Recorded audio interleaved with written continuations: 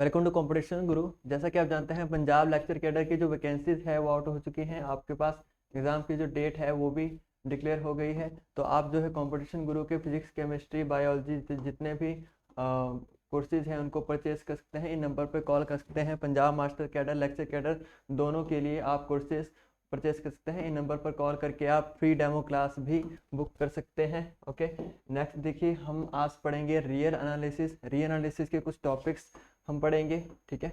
जैसे कि सिमिलर या इक्विवेलेंट सेट्स किन्हें कहते हो आप, ठीक है। सेट्स आपने पढ़ा होगा। सेट्स क्या होता है, देखिए सेट्स आपके पास होता है distinct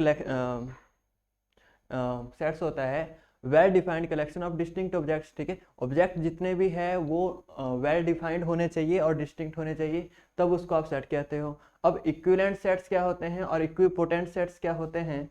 to sets A and B are called similar set, ठीक है। Similar, equivalent, equipotent, equipotential set एक ही बात होती है, ठीक है। तीनों के लिए सेम ही डेफिनेशन है। If and only if there exist a bijective function between them then we write A is similar to B, ठीक है। अगर सेट ए से बी तक, ठीक है, एक बाइजेक्टिव फंक्शन एग्जिस्ट करता है, then we say that function these sets are equivalent sets है या तो सिमिलर सेट्स है, आप ये कह सकते हो, ठीक है। बाइजेक्टिव फंक्शन क्या होता है, one one and onto function, ठीक है। First condition is that should be a function, ठीक है। फंक्शन क्या होता है, एक ऐसा रूल होता है जो every element of a set को एक यूनिक एलिमेंट से एसोसिएट करता है, एक यूनिक एलिमेंट से एसोसिएट करता है, ठीक है। और वो जो फंक्शन है वो कैसा एग्जिस्ट करना चाहिए, वन वन भी होना चाहिए, ऑन टू भी होना चाहिए, ठीक है। फॉर एग्जाम्पल अगर हम यहाँ पे देखें तो मान लीजिए ए आपके पास एक सेट है 1 2 3 4, ठीक है। और बी एक सेट है आपके पास 5 7 9 100, ठीक है। अब क्या आप यहाँ से इस सेट ए से बी पर का कोई फंक्शन डिफाइन कर सकते हैं, आप कुछ डिफाइन कर सकते हैं, one one onto function define कर सकते हैं क्या, यस। देखिए किस तरह से, मान लीजिए ये ए है ये बी है, यहाँ पर 1 2 3 4 को आप एसोसिएट कर दीजिए 5 7 9 100 से, ठीक है। किस तरह से, वन वन होना चाहिए, ऑन टू होना चाहिए, yes one one onto function बन सकता है, ठीक है। तो एक बात तो क्लियर है कि अगर दोनों फाइनाइट सेट हो और दोनों में इक्वल नंबर ऑफ एलिमेंट्स हो तो वो इक्विवेलेंट सेट होंगे, सिमिलर सेट होंगे, ठीक है, फाइनाइट के केस में, ठीक है। लेकिन अगर इनफाइनाइट सेट होंगे, मान लीजिए सेट ऑफ नेचुरल नंबर्स है, ठीक है। सेट ऑफ नेचुरल नंबर्स क्या होता है, 1 2 3 4 5, इस तरह से, this is the set of natural numbers, ठीक है। अब आप मान लीजिए set of even natural numbers मान लेते हैं, ठीक है। Set of even natural numbers अगर आप मान लें तो कौन से नंबर आएंगे, देखिए 2 4 6 8, ये। अब देखिए इसमें डिफरेंट एलिमेंट्स है, इसमें डिफरेंट एलिमेंट्स है, मतलब इसमें आप देखेंगे कि इसमें ऑड एलिमेंट्स नहीं आएंगे इवन वाले में, ठीक है। और सेट ऑफ नेचुरल नंबर्स में सारे एलिमेंट आएंगे, but still these two sets are similar, ठीक है। बट स्टिल ये जो दोनों सेट है ये सिमिलर है, क्यों, क्योंकि आप एक फंक्शन f डिफाइन कर सकते हो n से n इवन पे, और वो फंक्शन क्या होगा, देखिए आप f ऑफ x डिफाइन कर लीजिए 2x, ठीक है। ये 1 को 2 पे मैप कर देगा, क्योंकि 1 यहाँ पर रखेंगे तो 2 आ जाएगा, 2 को 4 पे, ठीक है। 1 को 2 पे मैप कर रहा होगा, 2 को 4 पे, 3 को 6 पे, 4 को 8 पे, ठीक है। So there exist a function which is 1 1 and on 2, ठीक है। And for every even number, मान लीजिए कोई इवन नंबर आपके पास है 2n, ठीक है। तो आपके पास एक n एग्जिस्ट करेगा जिसकी ये इमेज होगा, ठीक है, क्योंकि ये फंक्शन ये है आपके पास। तो ये जो फंक्शन होगा ये बोथ 1 1 एंड ऑन 2 होगा। तो आई होप आपको सिमिलर सेट्स जो है समझ आए होंगे। फाइनाइट के केस में सिमिलर सेट तभी होंगे अगर उनमें इक्वल नंबर ऑफ एलिमेंट्स है, ठीक है। और इनफाइनाइट के केस में आपको देखना पड़ेगा कि क्या आप बाइजेक्शन डिफाइन कर पाते हो या नहीं कर पाते हो। क्लियर। नेक्स्ट इंपॉर्टेंट डेफिनेशन है काउंटेबिलिटी, ठीक है। काउंटेबली इनफाइनाइट सेट क्या होता है, ठीक है। काउंटेबिलिटी का एक टॉपिक है, एक डेफिनेशन है कि काउंटेबली इनफाइनाइट सेट आप किसको कहते हो, ठीक है। इस सेट S, ठीक है, किसी सेट S को आप काउंटेबली इनफाइनाइट तब कहोगे if it is similar to a set of natural numbers, ठीक है। ये सिमिलर होना चाहिए सेट ऑफ नेचुरल नंबर्स के। मीनिंग क्या हुआ कि मान लो जो S आपके पास सेट है, ठीक है, तो आपके पास एक ऐसा बाइजेक्शन एग्जिस्ट करना चाहिए जो नेचुरल नंबर से इस पे बने, ठीक है। नेचुरल नंबर से इस पे एक बाइजेक्शन एग्जिस्ट करना चाहिए, तब आप कहोगे कि it is a countably infinite set, ठीक है। Countably infinite set. Clear. For example आप एग्जांपल ले सकते हैं, सेट मान लीजिए आपके पास है ऑड नेचुरल नंबर्स का सेट है, ठीक है। ऑड नेचुरल नंबर्स का सेट है। तो ये सेट क्या होगा आपके पास 1 3 5 7, ठीक है। क्या ये काउंटेबल है, ठीक है, क्या ये काउंटेबली इनफाइनाइट सेट है? कैसे चेक करेंगे? आपके पास एक बाइजेक्शन एग्जिस्ट करना चाहिए n से n ऑड पे, मतलब n के सिमिलर होना चाहिए, ठीक है। एग्जिस्ट करती है क्या? ऑफकोर्स करती है। आप क्या करेंगे, n को 2n-1 पे मैप कर दीजिए, ठीक है। या तो x को फंक्शन जो होगा एक्चुअल वो क्या होगा, f of x is equal to 2x-1, ठीक है। डोमेन आप नेचुरल नंबर्स ले लीजिए, तो n की तरह ही ये वर्क करेगा, ठीक है, और एग्जिस्ट करेगी आपके पास बाइजेक्शन हमेशा। तो ये जो होगा आपके पास एक काउंटेबली इनफाइनाइट सेट। और अगर हमें यहाँ पे एग्जांपल दिखना है काउंटेबली इनफाइनाइट सेट, तो वो क्या हो सकते हैं? मान लीजिए आप ले रहे हो किसी फाइनाइट सेट के, ठीक है, मान लीजिए आप इस तरह से एक यूनियन ले रहे हो सेट की 1 क्लियर 2 3, ठीक है, यहाँ पे आप ले रहे हो 3 4 5 क्लियर, और यहाँ पे आप ले रहे हो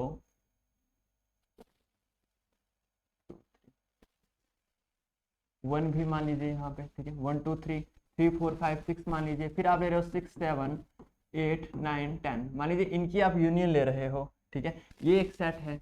अब इनकी आप यूनियन लोगे तो यूनियन चलती जाएगी, ठीक है। तो आप एक नेचुरल नंबर से इस पे बाइजेक्शन डिफाइन कर पाओगे, ठीक है। नेचुरल नंबर से इस पे बाइजेक्शन डिफाइन किए जा सकते हैं कि फर्स्ट को आप इसके पूरे के पूरे एलिमेंट्स ले लो, सेकंड को आप इसके पूरे के पूरे एलिमेंट ले लो, थर्ड को इसके एलिमेंट्स ले लो। मतलब होने क्या चाहिए, you should be able to list all the members according to 1 2 3, ठीक है। किसी भी सेट को आप काउंटेबली इनफाइनाइट कब बोलोगे, जब आप उसके एलिमेंट्स को इस तरह से लिस्ट कर पाओ, first element, second element, third element, fourth element and so on, ठीक है। अगर आप इस तरह से कर पाओ तो आप कहोगे कि yes this is a countably infinite set.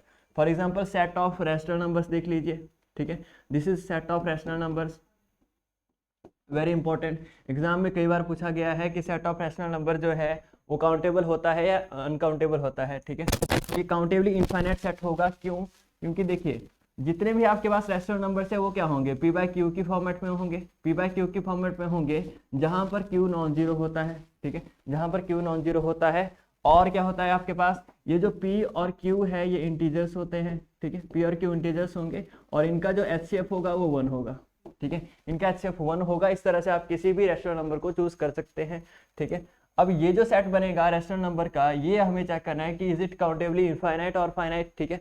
तो देखिए जो p और q है इनका सम क्या क्या हो सकता है, देखो होंगे तो इंटीजर ही होंगे, ठीक है, इंटीजर ही होंगे। तो इंटीजर का सम लेने के लिए आपको पास क्या क्या पॉसिबिलिटी होती है, 1 हो सकता है, ठीक है, -1 हो सकता है, क्लियर, 2 हो सकता है, -2 हो सकता है, 3 -3 4 -4 5 -5, ये सारी पॉसिबिलिटीज है इनके सम के लिए।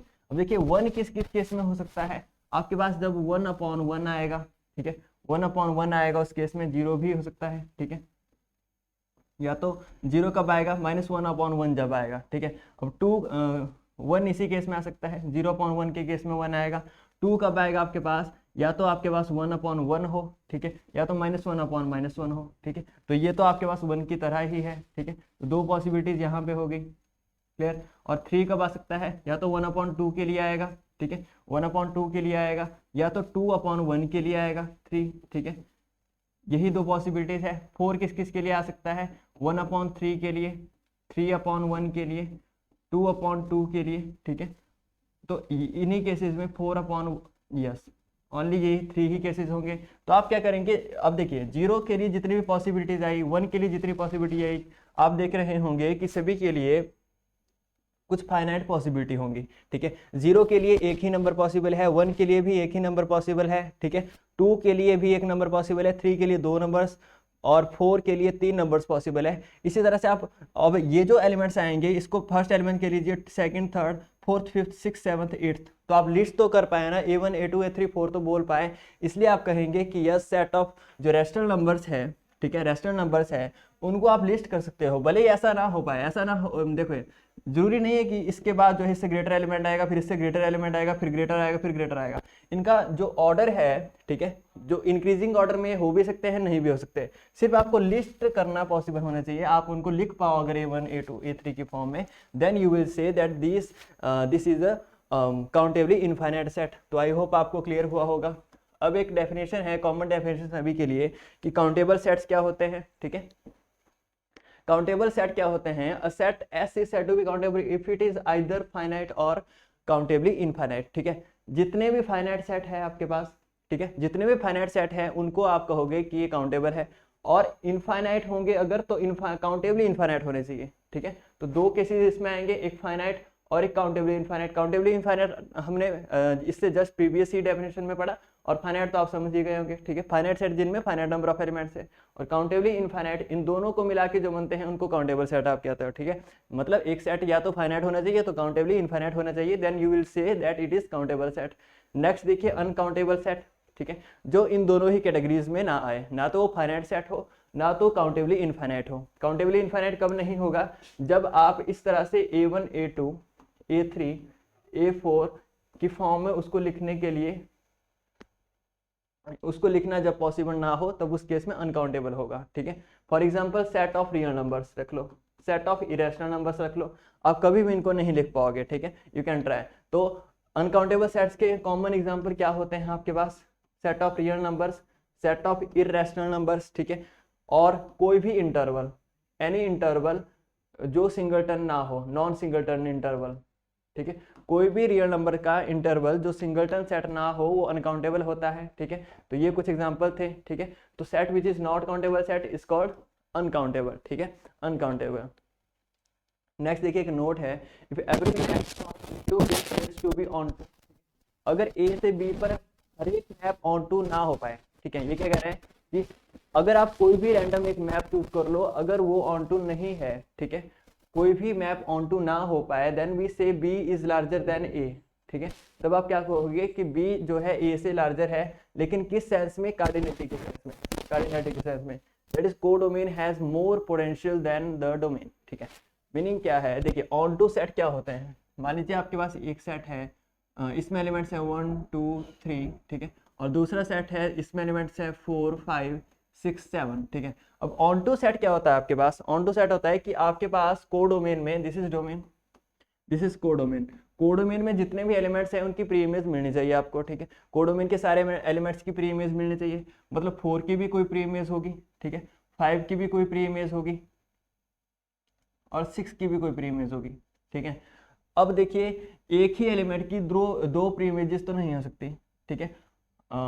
एक ही एलिमेंट की दो प्री इमेजेस नहीं हो सकती, यही मीनिंग हुआ, ठीक है। और देखिए दो एलिमेंट्स की सेम प्री इमेज नहीं हो सकती, ठीक है। ऐसा नहीं हो सकता कि f(3) आपके पास 6 भी आ जाए और f(3) आपके पास 7 भी आ जाए, ठीक है। दिस इज नॉट पॉसिबल, मतलब आप इस लाइन को तो नहीं लगा पाओगे, ठीक है। This line is not possible. तो मतलब अगर इस सेट की कोडोमेन की कार्डिनैलिटी ज़्यादा होगी तो कोई भी ऑन टू फंक्शन एग्जिस्ट नहीं करेगा, क्योंकि लास्ट में एक ऐसा एलिमेंट बच जाएगा जिसकी आप प्री इमेज नहीं बता पाओगे, ठीक है। क्योंकि अगर कोडोमेन की कार्डिनैलिटी ज़्यादा है एज कम्पेयर टू दिस, तो लास्ट में ऐसा कोई एलिमेंट बच ही जाएगा जिसकी आप प्री इमेज नहीं बता पाओगे। Therefore this result holds that every map from A to B if it fails to be onto, अगर मैप ऑन टू नहीं हो पा रहा है किसी वजह से, तो एक ही रीजन हो सकता है कि बी जो है ए से लार्जर है in the sense of cardinality, मतलब बी में ज़्यादा एलिमेंट्स है, या तो बी का जो पोटेंशियल है वो as compare to A set ज़्यादा है। क्लियर है? तो आपको ये क्लियर हुआ होगा। नेक्स्ट देखिए cardinality of an infinite set. Infinite set की कार्डिनैलिटी क्या होती है?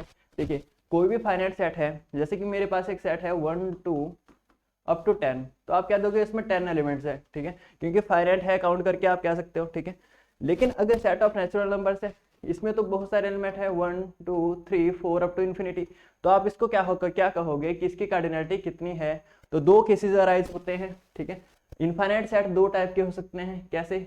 एक होगा काउंटेबल इनफाइनाइट सेट, ठीक है, काउंटेबल इनफाइनाइट सेट, और दूसरा हो सकता है अनकाउंटेबल सेट, ठीक है, अनकाउंटेबल सेट। जो काउंटेबल इनफाइनाइट सेट होता है उसकी कार्डिनलिटी आप लिखते हो अलिफ नॉट, ठीक है, उसकी कार्डिनलिटी को आप अलिफ नॉट कहते हो, ठीक है। कोई भी काउंटेबली इनफाइनाइट सेट अगर है उसकी कार्डिनलिटी हमेशा अलिफ नॉट होगी, आप ध्यान रखेंगे, ठीक है। और अनकाउंटेबल सेट की जो कार्डिनलिटी होगी, ठीक है, वो आपके पास क्या हो सकती है, अगर सेट ऑफ रियल नंबर्स है, ठीक है, तो उसकी जो कार्डिनलिटी है आपके पास वो होगी कॉन्टिनम, ठीक है, कॉन्टिनम। इसको आप अलिफ नॉट कहते हो, इसको आप अलिफ नॉट कहते हो और इसको कॉन्टिनम कहते हो, ठीक है, इसको कॉन्टिनम कहते हो। क्लियर है? तो ये आपके पास होना चाहिए। लेकिन एक और कॉन्सेप्ट देख लीजिए, इसके आगे वैसे पूछा नहीं जाता है बट स्टिल अगर क्वेश्चन एक्सेप्शनली आ जाता है तो देखिए क्या है कि जो सेट ऑफ रियल नंबर्स होता है, आप जानते हैं कि ये जो सेट है ये अनकाउंटेबल होता है, इसकी कार्डिनलिटी हम कॉन्टिनम कहते हैं, ठीक है। अब देखिए अगर किसी सेट ए के पास n एलिमेंट्स हैं, ठीक है, अगर किसी सेट ए के पास m एलिमेंट्स है लेट अस से, तो फिर इसके पावर सेट में कितने एलिमेंट होंगे, ठीक है, इसके पावर सेट में कितने एलिमेंट होंगे, cardinality of power set of A जो होगी आपके पास वो होगी 2m। Clear? That will be 2m। Clear? तो देखिए इसी तरह से अगर r के पास जो एलिमेंट्स है वो c है, तो जो पावर सेट ऑफ r बनेगा, ठीक है, power set of real numbers बनेगा, उसमें कितने एलिमेंट होंगे, उसकी कार्डिनलिटी कितनी होगी, वो होगी 2c, ठीक है। तो ये जो 2c है ये आपके पास c से बड़ी कार्डिनलिटी होती है, ठीक है। और ये कार्डिनलिटी किसकी होती है, power set of real numbers, या तो set of all subsets of real numbers, ठीक है। जो set of all subsets of real number आएगा उसकी कार्डिनलिटी जो है रियल नंबर की कार्डिनलिटी से ज्यादा होगी, ठीक है, उसकी जो पोटेंशियल होगी वो ज्यादा होगी, ठीक है। तो कार्डिनलिटी का जो आपके पास बेसिक स्ट्रक्चर बनता है वो क्या होता है, सबसे पहले तो देखिए फाइनाइट कार्डिनलिटी हो सकती है, ठीक है, फाइनाइट कार्डिनलिटी हो सकती है, उसके बाद आपके पास अलिफ नॉट हो सकती है, ठीक है। फाइनाइट के बाद जो नेक्स्ट पॉसिबल है वो अलिफ नॉट ही हो सकती है। अलिफ नॉट किसकी कार्डिनलिटी होगी, काउंटेबली इनफाइनाइट सेट की, ठीक है। उसके बाद कॉन्टिनम हो सकती है, कॉन्टिनम किसकी कार्डिनलिटी होगी, सेट ऑफ रियल नंबर्स की, इंटरवल्स की, है ना, जितने भी इंटरवल्स यहाँ पर हो सकते हैं। उसके बाद कार्डिनलिटी आएगी 2c, ये किसकी कार्डिनलिटी है, पावर सेट ऑफ r की, ठीक है, पावर सेट ऑफ r की कार्डिनलिटी होती है। इसके बाद आपके पास कार्डिनलिटी आती है 2c, ये किसकी कार्डिनलिटी है, पावर सेट ऑफ r की। तो ये जो सीक्वेंस है ये इन्फिनिटली चलती रहती है, ठीक है। तो ये सबसे पहले अलिफ नॉट, कॉन्टिनम, 2c, 2c। तो इस तरह से आपके पास कार्डिनलिटी का जो सीक्वेंस है वो चलता है, ठीक है। तो सबसे छोटी कार्डिनलिटी फाइनाइट, फिर क्या हो सकता है अलिफ नॉट, और फिर ये सीक्वेंस चलती रहेगी c, 2c, ये आपको ध्यान रखना होगा। क्लियर है? नेक्स्ट कॉन्सेप्ट देखिए, कुछ प्रॉपर्टीज है यहाँ पे, इनको डिस्कस करेंगे। Next is a similar to a subset of b and b similar to a subset of a, then a is similar to b, ठीक है। हमने सिमिलर सेट्स की डेफिनेशन पढ़ी कि सेट्स को सिमिलर कब कहेंगे, जब आपके पास क्या होना चाहिए, वो जो सेट है एक सेट से दूसरे सेट पर एक बाइजेक्शन एग्जिस्ट करनी चाहिए। यही हमने एग्जिस्ट किया कि एक बाइजेक्शन जो है मैप एग्जिस्ट करना चाहिए, एक 1 ऑन टू फंक्शन एग्जिस्ट करना चाहिए। तो ये क्या कह रहे हैं कि अगर a similar to a subset of b हो और b similar to a subset of a, ठीक है, then we say a similar to b, ठीक है, तभी आप कहेंगे कि a सिमिलर टू b। अब ये कहना क्या चाह रहा है आपके पास, देखिए मान लीजिए एक आपके पास सेट ऑफ नेचुरल नंबर्स है, सेट ऑफ नेचुरल नंबर्स है, और दूसरा है set of even natural numbers, ठीक है, set of even natural numbers. अब देखिए ये क्या कह रहे हैं कि if a is similar to a subset of b, ठीक है, a similar to a subset of b। देखिए अब हमने यहाँ से क्या पढ़ा कि अगर इवन में से हम एक एक एलिमेंट्स छोड़ के, देखिए 2, 4, 6, 8, 10 ये सारे के सारे इवन है, तो 2, 6 के बाद 10 हम इस तरह से भी तो ले सकते हैं, 2 1 जा 2, 2 3 जा 6, 2 5 जा 10, ये भी तो हम ले सकते हैं। तो हम क्या कहेंगे कि ये जो है एक सबसेट के सिमिलर हो जाएगा, किसके, set of natural numbers is similar to subset of even natural numbers. कौन सा सबसेट, 2, 6, 10, 14, इसके सिमिलर ये हो जाएगा। कैसे सिमिलर हो जाएगा, एक बाइजेक्शन मैप एग्जिस्ट करेगा। बाइजेक्शन मैप क्या होगा आपके पास,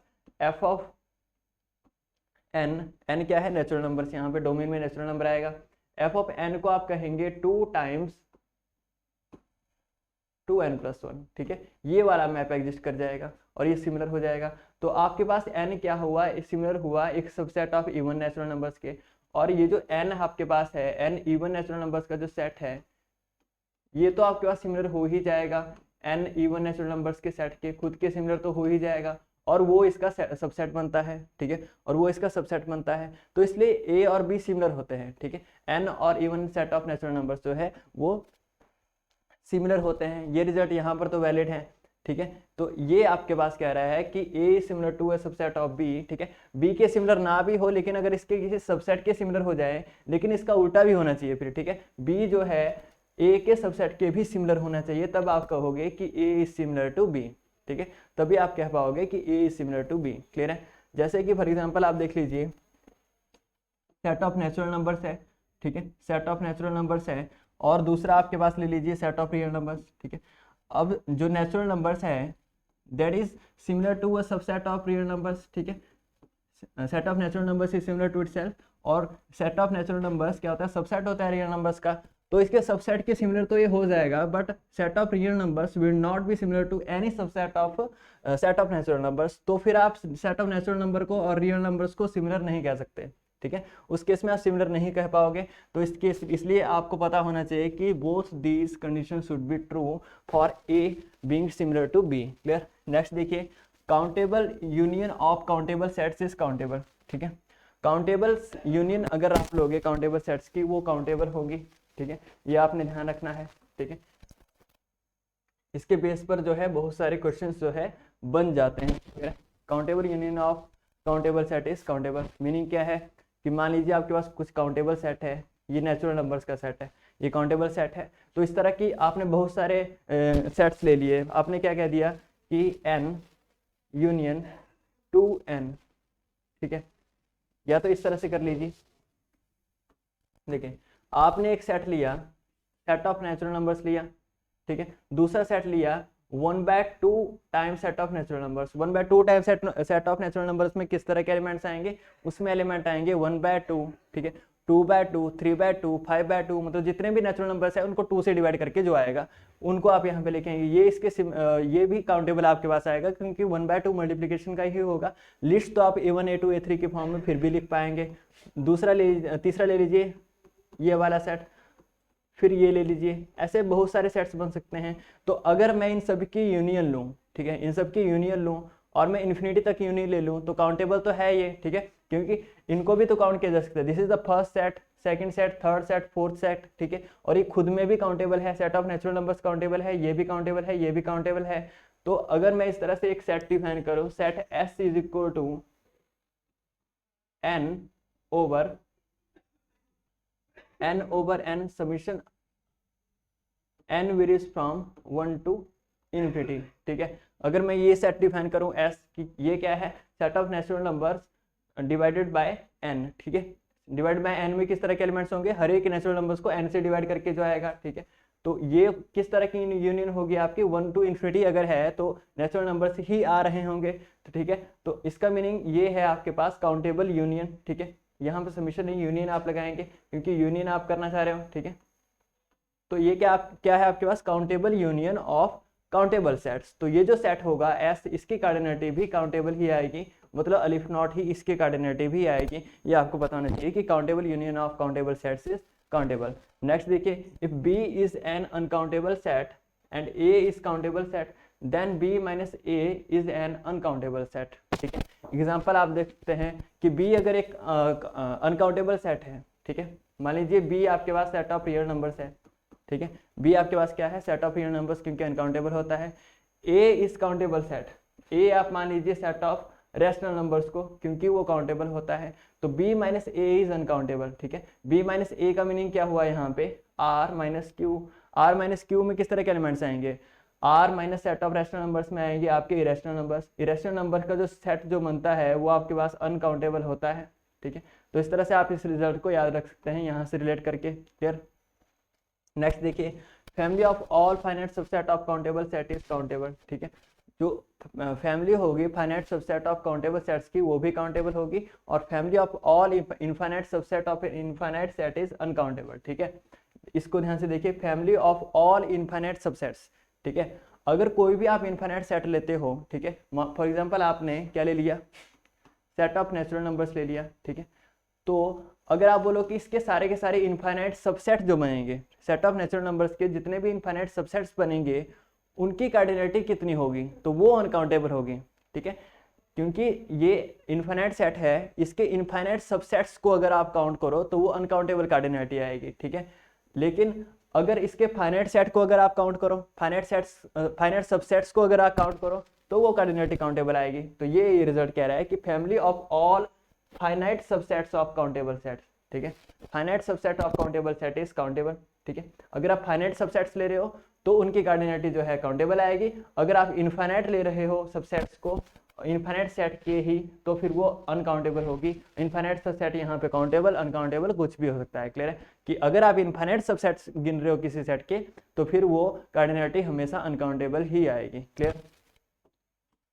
नेक्स्ट देखिए, infinite cartesian product of countable sets A1 A2 A3 up to AN, ठीक है, इज अनकाउंटेबल। ठीक है, देखिए कार्टेशियन प्रोडक्ट आपके पास क्या होता है, आपने 11th-12th में पढ़ा होगा कि Cartesian product of two sets का मीनिंग होता है, मान लीजिए दो सेट्स आपके पास है A1 और A2।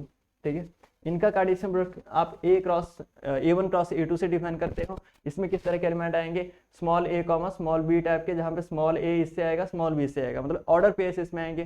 ठीक है, अगर आप finite number of Cartesian product ले रहे हो, A3 तक आपने लिया या तो A100 तक ले लिया मान लो, और फिर आप स्टॉप कर गए, तो फिर ये जो कार्डिनैलिटी आएगी, अगर ये जो कार्डिनैलिटीज है A1 की A2 की A3 की, ठीक है, A3 की कार्डिनैलिटी अगर ये काउंटेबल है सारी की सारी, ठीक है, फॉर एग्जाम्पल आप ये कर रहे हो set of natural numbers cross set of natural numbers cross set of natural number, अगर आप ये फाइनाइट नंबर ऑफ टाइम्स करते हो तो ये जो कार्डिनैलिटी आएगी ये भी आपके पास काउंटेबल ही आएगी, मतलब अलिफ नॉट ही आएगी। ठीक है, लेकिन अगर इनफाइनाइट नंबर ऑफ टाइम्स करते हो, ठीक है, कि आपने क्रॉस लगा दिया आगे और एंड सो ऑन लगा दिया, इनफाइनाइट नंबर ऑफ टाइम्स अगर कर रहे हो आप काउंटेबल नंबर्स की, तो फिर वो कार्डिनैलिटी आपके पास काउंटिनम हो जाएगी। ठीक है, वो आपके पास अनकाउंटेबल कार्डिनैलिटी हो जाएगी। ये रिजल्ट कह रहा है कि infinite cross product of countable sets, ठीक है, अगर काउंटेबल सेट्स है लेकिन अगर आप उनका क्रॉस प्रोडक्ट इनफाइनाइट कर रहे हो, इनफाइनाइट तक ले जा रहे हो, तो फिर वो आपके पास क्या आएगा,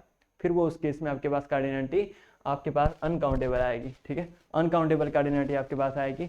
बट यहाँ पे एक कंडीशन और भी है कि जितने भी एलिमेंट्स हैं, देखिए यहाँ पर ये फाइनाइट भी हो सकते हैं, उस केस में भी अनकाउंटेबल ही बनेगा। ठीक है, जुड़ने के इनफाइनाइट ही होंगे, क्योंकि काउंटेबल में तो फाइनाइट और काउंटेबली इनफाइनाइट दोनों आ जाते हैं। ठीक है, लेकिन हर एक सेट की जो कार्डिनैलिटी है यहाँ पे ये 2 से ज़्यादा होने चाहिए। ठीक है, 2 से ज़्यादा होने चाहिए, ये कंडीशन आपने याद रखनी है। क्यों 2 से ज़्यादा होने चाहिए, अदरवाइज जो इसकी कार्डिनैलिटी आएगी वो क्या आएगी आपके पास 2⁻², ठीक है, 2⁻² इसकी कार्डिनैलिटी आ जाएगी। मतलब उस केस में आपके पास क्या आ जाएगा, ये आपके पास जब आप इनकी कार्डिनैलिटी फाइंड करने लगोगे तो 2⁻⁴, ठीक है, 2⁻⁴ आपके पास यहाँ पे अलिफ नॉट ही कार्डिनैलिटी आ जाएगी, 2⁻⁴ नहीं। तो ये ध्यान रखना है कि AI आपके पास कार्डिनैलिटी ग्रेटर देन 2 आनी चाहिए। नेक्स्ट है set of all polynomials over countable sets is countable. ठीक है, काउंटेबल सेट के ऊपर जितने भी पोलिनोमियल्स बनेंगे वो एक काउंटेबल सेट बनता है। ठीक है, ये ध्यान रखना है कि मान लीजिए देखिए पोलिनोमियल क्या होता है आपके पास, अगर 5 डिग्री के आप पोलिनोमियल की बात करो तो इस तरह से हो सकता है A5x⁵ प्लस A4x⁴। ठीक है, इस तरह से पोलिनोमियल हो सकते हैं अप टू कांस्टेंट टर्म तक आएगा लास्ट में। क्लियर है, तो अगर आप कह रहे हो कि इनके कोफिशिएंट्स A5 A4 A3, अगर पोलिनोमियल के कोफिशिएंट आप कह रहे हो कि काउंटेबल सेट से आ रहे हैं तो पोलिनोमियल्स भी काउंटेबल ही बन सकते हैं। ठीक है, पोलिनोमियल्स काउंट करके आपके पास कितने पोलिनोमियल बन सकते हैं, काउंटेबल ही बन सकते हैं। ठीक है, अगर कोफिशिएंट एक काउंटेबल सेट से आ रहे हैं तब, ये आपने ध्यान रखना है। अगर अनकाउंटेबल से आएंगे तो फिर अनकाउंटेबल नंबर ऑफ पोलिनोमियल्स बनेंगे। क्लियर। नेक्स्ट आपके पास डेफिनेशन है एल्जेब्राइक नंबर क्या होते हैं। ठीक है, एल्जेब्राइक नंबर्स क्या होते हैं, एक रियल नंबर को आप एल्जेब्राइक नंबर क्या कहते हो। ठीक है, एल्जेब्राइक नंबर जो है रियल नंबर्स में से ही आप चूज करते हो। ठीक है, रियल नंबर में से ही चूज करते हो लेकिन होना क्या चाहिए कि if it is a root of polynomial, ये क्या होना चाहिए, किसी पोलिनोमियल का रूट होना चाहिए, और पोलिनोमियल का रूट होना चाहिए जिसके रैशनल कोएफिशिएंट्स हो, ठीक है। ऐसे नंबर्स जो किसी ना किसी पोलिनोमियल का रूट हो, ऐसे पोलिनोमियल का जिसके कोएफिशिएंट्स आपके पास रैशनल नंबर हो, ठीक है, उनको अलजेब्राइक नंबर आप कहोगे, ठीक है। क्या कहा कि ऐसे नंबर्स जो किसी ना किसी ऐसे पोलिनोमियल के रूट्स है, ठीक है, जिसके कोएफिशिएंट रैशनल नंबर्स है, ठीक है। ये हम ले लेते हैं स्क्वायर रूट ऑफ 2। क्या आपके पास ये अलजेब्राइक नंबर है? ऑफ कोर्स ये अलजेब्राइक नंबर है, ठीक है। इसको इस तरह से पुट कर दीजिए, x is equal to under root 2, squaring both sides you get x square is equal to 2 and x square minus 2 is equal to 0, ठीक है। तो आपके पास जो अंडर रूट 2 है वो इस पोलिनोमियल का माइनस 2 का, ठीक है, और इसके जो कोएफिशिएंट्स है वो रैशनल नंबर्स है, इसलिए अंडर रूट 2 आपके पास अलजेब्राइक नंबर हुआ, ठीक है। और देखिए, मान लीजिए आप एक नंबर ले रहे हो पाई, x इज इक्वल टू पाई। क्या आप यहाँ से पाई का कुछ भी स्क्वायर करके, कोई भी पावर नेगेटिव पॉजिटिव करके इसको एक रैशनल नंबर बना सकते हो, ठीक है। क्या आप इसको एक रैशनल नंबर बना सकते हो? पाई को नहीं बना सकते। तो ये जो पाई है, this is not an algebraic number because this is not the root of any polynomial with rational coefficients, ठीक है। इन द सिमिलर वे एक नंबर देखिए x इज इक्वल टू ई, इस नंबर को देखिए, ये भी आपके पास एक ऐसा ही रैशनल नंबर है जो आपके पास क्या है, रूट नहीं है किसी भी ऐसे पोलिनोमियल का जिसके कोएफिशिएंट आपके पास रैशनल नंबर्स है, ठीक है। जितने भी ट्रांसेंडेंटल नंबर्स आपके पास होते हैं, ट्रांसेंडेंटल जितने भी नंबर्स है वो आपके पास अलजेब्राइक नहीं होते। तो ये ध्यान रखना है कि अलजेब्राइक नंबर क्या होते हैं और ट्रांसेंडेंटल नंबर्स क्या होते हैं। तो ये ट्रांसेंडेंटल नंबर्स है, जो अलजेब्राइक नहीं होते वो ट्रांसेंडेंटल होते हैं। Number which is not algebraic is transcendental, ठीक है। ट्रांसेंडेंटल नंबर क्या होता है? कुछ स्पेशल नंबर, कुछ स्पेशल इरेशनल नंबर, जैसे कि पाई हो गया, ई हो गया, ठीक है। और आपके पास और कैसे कैसे नंबर्स हो सकते हैं, ठीक है। पाई हो गया, ई आपने क्या लिया, ठीक है। और किस तरह के नंबर्स आपके पास हो सकते हैं, जैसे कि गामा एक नंबर ये भी होता है, ठीक है। इन सारे नंबर्स को आप क्या कहते हो? ट्रांसेंडेंटल नंबर्स कहते हो। क्लियर? नेक्स्ट कुछ प्रॉपर्टीज है सेट से related, Archimedean property of real numbers, ठीक है। ये तो बहुत ही ऑब्वियस है कि अगर x और y जो है आपके पास पॉजिटिव रियल नंबर्स है, ठीक है, x और y आपके पास पॉजिटिव रियल नंबर्स है, then there exist a positive integer n, ठीक है, then there exist a positive integer n such that ny is greater than x, ठीक है। देखिए कोई भी पॉजिटिव रियल नंबर्स लीजिए, ठीक है, मैंने एक ले लिया 5 ले लिया और एक 100 ले लिया, ठीक है। ये इसको x मान लीजिए, इसको y मान लीजिए। तो ये क्या कह रहे हैं कि एक ऐसा पॉजिटिव इंटीजर n एग्जिस्ट करेगा कि जब आप उल्टा कर लीजिए ना, उल्टा कर लीजिए, क्योंकि ये तो वैसे भी हो ही जाएगा, इसमें तो कोई दिक्कत नहीं थी। x को 100 मान लीजिए, y को 5 मान लीजिए। तो इस प्रॉपर्टी के अकॉर्डिंग कोई ऐसा नंबर n एग्जिस्ट करेगा, जब आप y से उसको मल्टीप्लाई करोगे तो वो x से ग्रेटर हो जाएगा, ठीक है। तो यहाँ पे देखिए 5n is greater than x के लिए एक ऐसा n एग्जिस्ट कर जाएगा, और वो n क्या होगा, ठीक है। तो आपके पास x क्या है यहाँ पर 100, ठीक है। देखिए अगर आप n यहाँ पे 21 लेते हो, ठीक है, n अगर आप 21 लेते हो तो 100 से ज़्यादा हो जाएगा। तो ऐसा n आपके पास हमेशा एग्जिस्ट कर जाएगा अगर आपके पास x और y दोनों पॉजिटिव नंबर्स हैं, ठीक है। अगर यहाँ पे 5 होता, यहाँ पे 100 होता, तो तब तो ये 100 टाइम्स 1 ग्रेटर देन 5 पहले ही हो जाता, ठीक है। तो फिर भी एग्जिस्ट कर ही रहा था, तो हमेशा एग्जिस्ट करता है, वेरी ऑब्वियस प्रॉपर्टी, ठीक है। Next is x is any positive real number then there exist a positive integer n such that n is greater than x। ये क्या कह रहे हैं कि कोई भी पॉजिटिव रियल नंबर है उससे बड़ा एक नेचुरल नंबर एग्जिस्ट करेगा ही करेगा, ठीक है। ऐसा तो होगा ही होगा। कोई भी आप रियल नंबर ले लीजिए, रियल लाइन पर कोई भी नंबर आप ले लीजिए, ठीक है, कहीं पर भी नंबर है उससे बड़ा एक नेचुरल नंबर तो होगा ही होगा, ठीक है, उससे बड़ा एक नेचुरल नंबर तो होगा ही होगा। तो ये जो है सेकंड प्रॉपर्टी आपकी कह रही है। तो ये आपकी 2 आर्किमिडियन प्रॉपर्टी थी। तीसरी आर्किमिडियन प्रॉपर्टी देखिए, फॉर एनी रियल नंबर है x there exist an integer n, ठीक है, एक ऐसा इंटीजर n एग्जिस्ट करेगा कि 1/n आपका x से छोटा हो, ठीक है, 1/n आपके पास x से छोटा हो। तो देखिए अब 1 से बड़े अगर आपके पास नंबर है, 1 है, लेट अस से 2 है, 3 है, 4 है, ठीक है, इसके बीच में भी अगर कोई नंबर है तो 1/2 तो एग्जिस्ट कर ही रहा है, ठीक है, जो इन सबसे छोटा होगा। बात आती है 0 और 1 के बीच में जो नंबर्स हैं, ठीक है, मान लीजिए आपके पास 1/100, ठीक है, ये कोई नंबर है, मतलब दिस इज 0.01, ठीक है। क्या इससे छोटा भी कोई 1/n एग्जिस्ट करेगा? यस, 1/101 जो होगा वो इससे भी छोटा होगा, ठीक है। ये कह रहा है कि अगर आप कोई भी नंबर लेते हो उससे छोटा 1/n एक एग्जिस्ट कर ही जाता है, तो ये जो है थर्ड आर्किमिडियन प्रॉपर्टी आपके पास कहती है। I hope it is clear. Next देखिए, सुप्रीमम ऑफ ए सेट। एक सेट के सुप्रीमम का क्या मीनिंग होता है, ठीक है। Let S is contained in R, ठीक है। एक सेट एस है जो रियल नंबर्स में कंटेन्ड है, then the smallest of all the upper bounds of set S is called supremum of the set, और the least upper bound of the set S, ठीक है। तो सुप्रीमम का meaning क्या होता है आपके पास? ये होता है और इसको आप क्या कहते हो? Greatest element of the set, अगर ये इसमें बिलोंग करता है, ठीक है। एग्जाम्पल लेते हैं, एग्जाम्पल ले लीजिए एक सुप्रीमम ऑफ ए सेट का। मान लीजिए सेट आपके पास है, ठीक है, ये आपने एक सेट माना, this is the set 1 2 3 4 up to 10, ठीक है। इसमें जो सबसे बड़ा एलिमेंट है तो 10 इसका सुप्रीमम है, तो supremum of this set is 10, clear. तो फाइनाइट सेट में जो सबसे बड़ा एलिमेंट होगा वही उसका सुप्रीमम होगा। अब एक इनफाइनाइट सेट का एलिमेंट एग्जांपल लेते हैं, ठीक है। एक इनफाइनाइट सेट का एग्जांपल लेते हैं। मान लीजिए आपके पास सेट है 1 2 3 1/4 1/5, इस तरह से ये एक सेट आपके पास है। तो इसका सुप्रीमम क्या आएगा? सबसे बड़ा एलिमेंट क्या आएगा? देखिए ये तो सारे के सारे 1 से छोटे हैं, तो सबसे ग्रेटर एलिमेंट 1 है, तो यहाँ पर supremum of this set A is 1, ठीक है। यहाँ पर इसका सुप्रीमम 1 है। और एक एग्जांपल अगर हम देखें, ठीक है, एक सेट ए आपके पास है। अब इस सेट को ले लीजिए, आपके पास सेट है, सेट आपके पास है लेट अस से 0 -1/2 -1/3 -1/4 -1/5, ठीक है। ये आपके पास एक सेट है। तो इनमें से सबसे ग्रेटर एलिमेंट कौन सा है? ठीक है, इनमें से सबसे ग्रेटर एलिमेंट कौन सा है? 0, ठीक है, क्योंकि बाकी सारे तो नेगेटिव है, वो इससे छोटे ही होंगे। तो supremum of this set is 0, supremum of this set is 0, clear है। और अगर एक एग्जांपल हम देखें तो ए सेट मान लीजिए आपके पास ए सेट है 0 से 1 तक का ओपन इंटरवल, ठीक है, 0 से 1 तक का ओपन इंटरवल। तो इसका सुप्रीमम क्या है? देखिए supremum of this set is, देखिए 1 से छोटे ही है सारे एलिमेंट, ठीक है। और अगर 1 से पहले आप किसी एलिमेंट को बोलो तो उससे बड़ा एलिमेंट आपके पास एग्जिस्ट कर जाएगा। मान लीजिए आपने बोला supremum of A is some number 0.9999, इस नंबर को आपने कह लिया, ठीक है, कि ये सुप्रीमम है। लेकिन ये सुप्रीमम नहीं हो सकता क्योंकि इससे बड़ा एलिमेंट भी इसमें आएगा। कौन सा एलिमेंट? 0.9999, एक और 9 लगा लीजिए, वो इससे ग्रेटर होगा, ठीक है।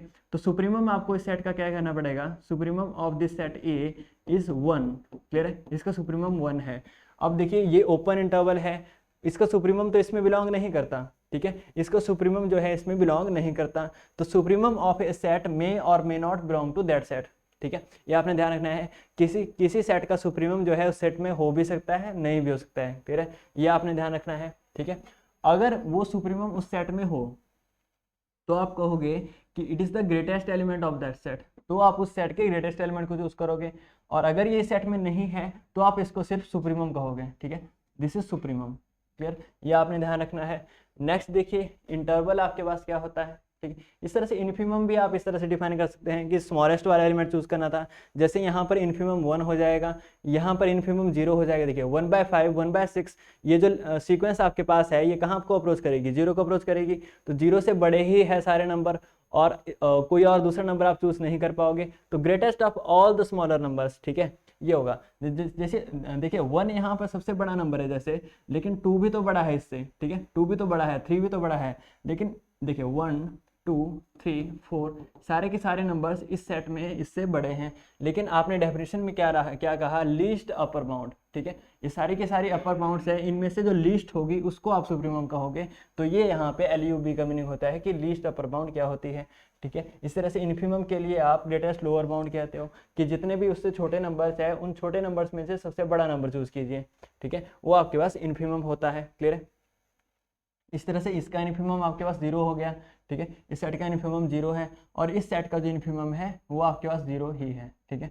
इस सेट का जो इन्फीमम आपके पास है वो क्या होगा? सबसे छोटा एलिमेंट -1/2, क्लियर, -1/2 सबसे छोटा एलिमेंट होगा, क्लियर। नेक्स्ट देखिए इंटरवल क्या होते हैं, ठीक है। इंटरवल जो होते हैं रियल नंबर्स के, वो कैसे सेट्स होते हैं ए टू बी, जिसमें ए और बी के बीच के सारे रियल नंबर्स आ जाते हैं, ठीक है। All real numbers between A and B, all reals between A and B, ठीक है। अब इंटरवल आपके पास कितने कितने टाइप के हो सकते हैं, ठीक है। ए और बी इक्वल नहीं होने चाहिए, ऑफकोर्स इक्वल नहीं होने चाहिए, ठीक है। अब इंटरवल आपके पास ओपन इंटरवल भी होते हैं, क्लोज इंटरवल भी हो सकते हैं, semi open semi close interval भी हो सकते हैं, और इस तरह के इंटरवल भी हो सकते हैं A to infinity, minus infinity to A, या तो माइनस इन्फिनिटी टू इन्फिनिटी। इसको सेट ऑफ रियल नंबर्स ही कहते हैं आप इस इंटरवल को, ठीक है। तो इतने टाइप के इंटरवल हो सकते हैं। इसको ओपन इंटरवल कहते हो, इसको close interval, this is semi open semi close, ठीक है। और इसको आप कहते हो this is open interval, this is also open interval. अगर यहाँ पे ब्रैकेट आपने क्लोज कर दिया तो ये आपका क्लोज इंटरवल हो जाएगा, ये भी आपका क्लोज इंटरवल हो जाएगा, ठीक है। इन्फिनिटी की तरफ आपने ब्रैकेट आपने हमेशा ओपन ही रखना है, क्योंकि इन्फिनिटी जो है रियल नंबर नहीं होता है, ठीक है। देखो ओपन इंटरवल में इसके एंड पॉइंट्स कंटेन नहीं होते, क्लोज इंटरवल में एंड पॉइंट भी कंटेन हो जाते हैं, और सेमी ओपन सेमी क्लोज में क्लोज वाला ब्रैकेट जिस तरफ है वो कंटेन हो जाएंगे, बाकी कंटेन नहीं करेंगे, क्लियर है। तो इंटरवल आपको क्लियर हुए होंगे। नेक्स्ट इज प्रॉपर्टीज है कुछ। Empty set and singleton sets are intervals, ठीक है। एक ऐसा सेट जिसमें कोई भी एलिमेंट नहीं है, ठीक है। एम्प्टी सेट जो होता है वो उसको आप इंटरवल में ही काउंट करते हो, ठीक है। इसको आप इस तरह से इंटरवल में लिख सकते हो ए, ठीक है। इस तरह से आप इसको इंटरवल में लिख सकते हो एम्प्टी सेट को, क्लियर है। तो सिंगलटन सेट जो है वो भी इंटरवल होते हैं। मान लीजिए आपके पास एक सेट है जिसमें 1 है, ठीक है। तो ये भी आपके पास इंटरवल होता है, इसको आप इस तरह से लिख पाएंगे 1, 1, ठीक है। इस तरह से आप इसको लिख पाएंगे, clear. Next is if S is an interval and supremum of S is equal to beta, ठीक है। और एस का अगर सुप्रीमम बीटा है, इन्फीमम अल्फा है, then S is denoted by this, ठीक है। तो एस को आप इस तरह से डिनोट कर सकते हैं अल्फा बीटा। तो जो सेट इंटरवल्स बताए थे कि ओपन इंटरवल क्लोज इंटरवल, तो सारे टाइप्स यहाँ पे लिखे गए हैं। Next is length of an interval क्या होती है, किसी इंटरवल की लेंथ आप किसको कहते हो, ठीक है। इंटरवल की लेंथ होता है उसका सुप्रीमम माइनस इन्फीमम। मान लीजिए आपके पास एक इंटरवल है 1 to 2, तो इसकी लेंथ क्या होगी आपके पास 2 - 1, ठीक है। एक इंटरवल आपके पास है मान लीजिए 100 से लेके 1000, ठीक है। इसकी जो लेंथ होगी वो कितनी होगी 1000 - 100, ठीक है। ये इसकी लेंथ होगी, मीनिंग 900 इसकी लेंथ आपके पास आएगी, क्लियर है। तो ये लेंथ ऑफ द इंटरवल होती है, ठीक है। अब देखिए नोटिस करने लायक बात क्या है यहाँ पे कि जो 1 to 2 इंटरवल आएगा उसकी लेंथ भी आपके पास 2 - 1 ही आएगी। 1 to 2 जो इंटरवल आएगा सेमी क्लोज सेमी ओपन, उसकी लेंथ भी आपके पास 2 - 1 ही आएगी। ओपन इंटरवल की लेंथ भी आपके पास 2 - 1 ही आएगी। तो इसके ओपन क्लोज होने पर इंटरवल की डिपेंड नहीं करता कि इंटरवल की लेंथ कितनी है, ठीक है। आप हमेशा एंड पॉइंट्स को ही कंसिडर करते हो। आई hope it is clear. Next is an interval S is called an open interval if supremum of S and infimum of S both does not belong to set, ठीक है। Meaning क्या है, देखिए ये एक सेट है आपके पास 1 से लेके 2 तक रख लीजिए, ठीक है। अगर इसमें एंड पॉइंट्स 1 और 2 दोनों ही इसमें कंटेन नहीं है तो इसका देखिए सुप्रीमम तो इसका 2 आएगा, अभी हमने पढ़ा था, और इन्फीमम इसका 1 आएगा। लेकिन ये इस सेट में बिलोंग नहीं करते, तो कहा है कि अगर इसकी सुप्रीमम और इन्फीमम जो है if they do not belong to the set then you will say that this is a open interval। और अगर सुप्रीमम और इन्फीमम दोनों सेट में बिलोंग करें तब आप उस सेट को क्लोज सेट कहोगे, मतलब क्लोज इंटरवल कहोगे, क्लियर है। तो ये आपको क्लियर होना चाहिए। एग्जांपल के लिए आप 1, 2 ओपन इंटरवल और 1, 2 क्लोज इंटरवल कह सकते हो। Next is order completeness property of real numbers, ठीक है। Order completeness property real numbers की ही होती है, मीट्रिक स्पेसिस की होती है, ठीक है। Every non-empty bounded subset of R has a supremum and infimum in R। कोई भी अगर सेट है, ठीक है, कोई भी आपने सेट ले लिया, मान लो 0 to 1 आपने एक सेट ले लिया, तो इसका जो सुप्रीमम है वो 1 है, ठीक है। मान लीजिए ये A है, तो 1 आपके पास ए में बिलोंग नहीं करता, ठीक है, 1 ए में बिलोंग नहीं करता, बट ये जो 1 है ये किसी ना किसी रियल नंबर में तो होगा ही, ये कोई ना कोई रियल नंबर ही होगा, तो सेट ऑफ रियल नंबर्स में बिलोंग करता है ये, ठीक है। तो अगर आप सबसेट ले रहे हो एक रियल नंबर्स का, तो उसका इन्फिमम या सुप्रीमम रियल नंबर्स में आ ही जाएगा। This is the property which is called order completeness property of real numbers. This property जो है आपके, देखिए सारे सेट्स में ये प्रॉपर्टी एग्जिस्ट नहीं करती। मान लीजिए आपके पास सेट ऑफ रैशनल नंबर्स है, ठीक है, आप एक ऐसा इंटरवल ले रहे हो 1,2 और इसके आप रैशनल नंबर्स ही ले रहे हो, ठीक है, रैशनल नंबर्स ही आप ले रहे हो। मान लीजिए यहाँ पे 1,√2 आपने लिया, ठीक है, 1,√2 आपने लिया और रैशनल नंबर ही ले रहे हो, तो देखिए फिर भी सेट का जो सुप्रीमम आएगा, supremum of this set, let us say we say that this set is A, तो supremum of A in this case will be √2, ठीक है। लेकिन √2 does not belongs to set of does not belong to set A, और √2 जो है वो आपके पास rational number भी नहीं है, ठीक है। तो जो सेट ऑफ रैशनल नंबर्स है दैट डू नॉट सेटिस्फाई, ये जो सेट होता है this does not satisfy order completeness property, ठीक है, ये ऑर्डर कंप्लीटनेस प्रॉपर्टी को सेटिस्फाई नहीं करता, इरेशनल नंबर भी नहीं करेंगे, सिर्फ जो complete set of real numbers होगा सिर्फ वही आपके पास ऑर्डर कंप्लीटनेस प्रॉपर्टी को सेटिस्फाई करेगा। ये आपको क्लियर होना चाहिए। नेक्स्ट देखिए, नेबरहुड ऑफ अ पॉइंट, ठीक है, एक पॉइंट का नेबरहुड आप किसको कहते हो, तो एस अगर आप बात कर रहे हो रियल नंबर के सबसेट की, ठीक है, ये ध्यान रखना है कि ये जो यहाँ पर डेफिनेशन लिखी है this is valid only for subsets of real numbers. In that case if alpha belongs to R, अगर अल्फा आपके पास एक रियल नंबर है तो we say S is the neighbourhood of A, एक सेट एस को आप ए का नेबरहुड, अल्फा का नेबरहुड तब कहोगे, ठीक है, दिस इज अल्फा हियर, तो अल्फा का नेबरहुड आप तब कहोगे if there exist an open interval I such that alpha belongs to I and I is contained in S, ठीक है। मीनिंग क्या है, देखिए मान लीजिए आप सेट ऑफ रियल नंबर से एक सबसेट ले रहे हो ए, ठीक है, और ए आपके पास एक सेट है, लेट अस से दिस सेट इज 1,2 यूनियन 3,4, ये वाला सेट है आपके पास, तो आपको नेबरहुड फाइंड करना है यहाँ पे 3/2 का, मतलब 1.5 का आपने नेबरहुड फाइंड करना है लेट अस से, तो 1.5 का नेबरहुड आप उसको कहोगे, ठीक है, एक ऐसा उसको आप नेबरहुड कहोगे, ठीक है, जैसे कि आपने यहाँ से 1.5 का नेबरहुड ले लिया 1.2, 1.6, ठीक है, ये एक सेट ले लिया, ये ओपन भी हो सकता है क्लोज भी हो सकता है, इसके बीच के सारे पॉइंट्स पे आ सकते हैं, कोई भी आ सकते हैं, ठीक है, तो आप उसको नेबरहुड कहोगे, ठीक है। अब ये नेबरहुड होगा, ये कैसे पता चलेगा, ये सेट एक एस है, इस सेट को आप एस मान लोगे, क्लियर है, इस सेट को आप एस मान लोगे, तो ये जो सेट एस है ये क्या होना चाहिए आपके पास, इस सेट में एक इंटरवल कंटेन होना चाहिए, इस सेट एस में देखिए इसके सारे के सारे पॉइंट्स आ भी सकते हैं नहीं भी आ सकते, मतलब इस सेट एस का इंटरवल होना जरूरी नहीं है, लेकिन अगर इसमें एक ऐसा इंटरवल एग्जिस्ट करता है, एक ऐसा इंटरवल एग्जिस्ट करता है जिसमें कि आपका 1.5 पॉइंट आ जाएगा, तब आप कहोगे कि yes this set S is आपके पास क्या होगा, नेबरहुड होगा इस पॉइंट 1.5 का, कह रहे।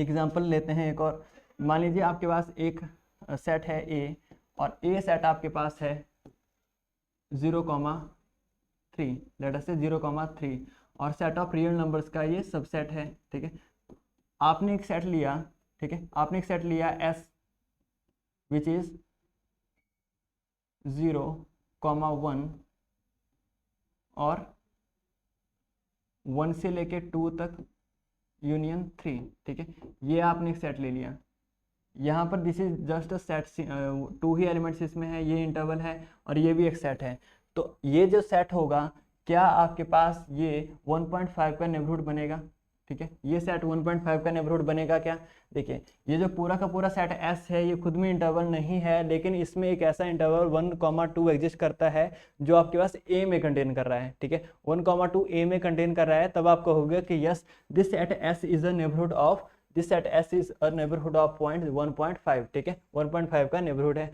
तो this is the definition of neighbourhood. I hope it is clear, और ये जो डेफिनेशन है ये सबसेट्स ऑफ रियल नंबर के लिए ही वैलिड है, ये भी आपने ध्यान रखना है, क्लियर। एडहेरेंट पॉइंट्स क्या होते हैं,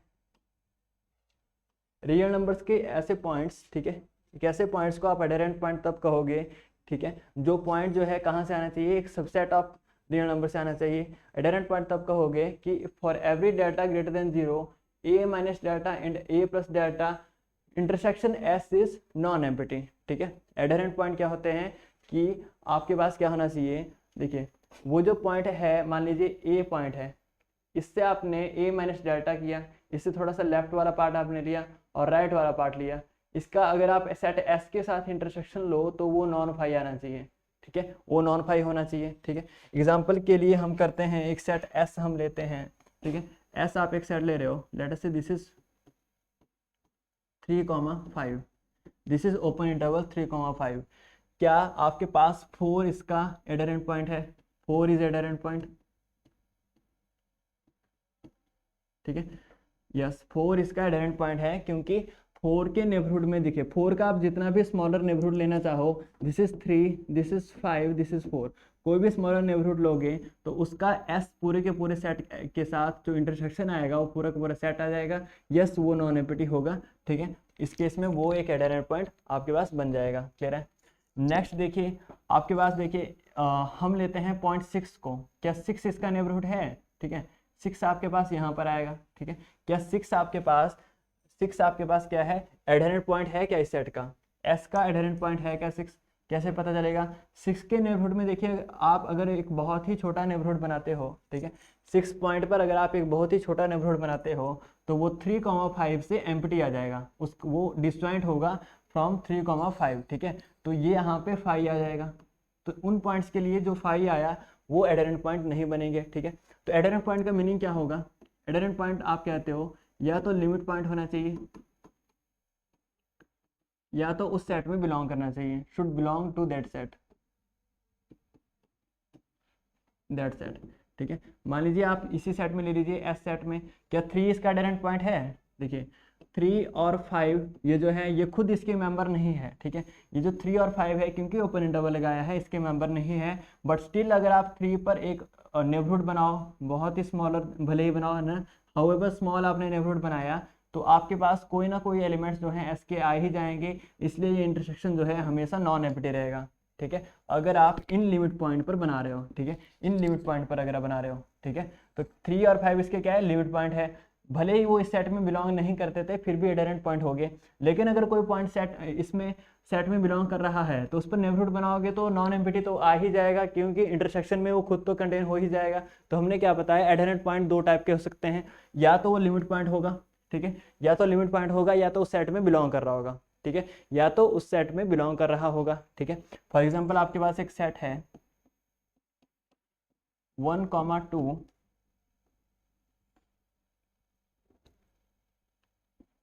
सेट इज 1,2 यूनियन 3, ठीक है। अब देखिए 3 इसका लिमिट पॉइंट नहीं है, क्योंकि 3 के नेबरहुड में जब आप एक नेबरहुड बनाओगे तो एस के पास डिलीटेड नेबरहुड, 3 के पास डिलीटेड नेबरहुड में कोई भी अदर एलिमेंट नहीं आएगा। देखिए रियल लाइन पर इमेजिन कीजिए, this is 0, this is 1, this is 2, this is 3, तो आपके पास ये सेट तो पूरा का पूरा आ रहा है 1 से 2 तक का, और ये वाला पॉइंट आ रहा है, ठीक है, ये वाला पॉइंट आपके पास आ रहा है, clear. So this complete set and this point is S, ठीक है।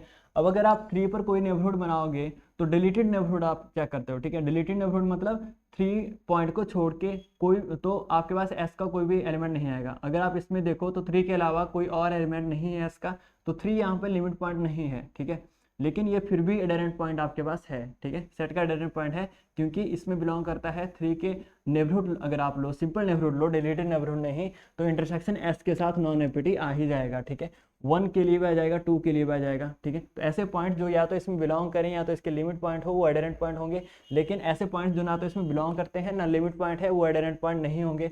For example in this set point 4, ठीक है, 4 ना तो इसका लिमिट पॉइंट है ना तो इस सेट में है, तो आप कहोगे कि 4 is not N adherent point of this set. I think it should be clear. Next is isolated points क्या होते हैं, ठीक है, आइसोलेटेड पॉइंट क्या होते हैं, let alpha belongs to R and S is contained in R, ठीक है, अल्फा एक रियल नंबर है और एस जो है सेट आपके पास रियल नंबर्स में कंटेन है, then A is called adherent point of S if for every डाटा ग्रेटर देन 0, ठीक है।